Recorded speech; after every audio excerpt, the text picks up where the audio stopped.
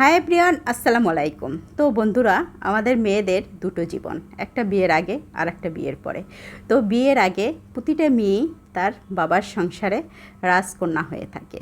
তবে এই রাজকন্যার সময়কাল খুবই কম। লেখাপড়া এবং চাকরির বয়স যখন 1 থেকে 1.5 বছর হয় এই পর্যন্ত, তারপরেই কিন্তু একটা মেয়ের জীবন অন্যরকম হতে থাকে। আশপাশ পাড়া প্রতিবেশী সবাই তখনই বলে, এখনও বিয়ে হয় না, এত বয়স হয়েছে, সব লেখাপড়া শেষ, চাকরি করতেছে, হ্যাঁ, এরকম নানা রকম কথা বলে। সব মাথা ব্যথা যেন তাদের। এই কথা শুনে ফ্যামিলির লোকেও কিন্তু মেয়েটাকে 2-4 কথা শোনায়।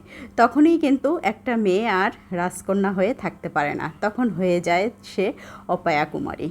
আর রইল বিয়ের পরের জীবন। বিয়ের পর একটা মেয়ে স্বামীর সংসারে রাজরানী হয়ে থাকে।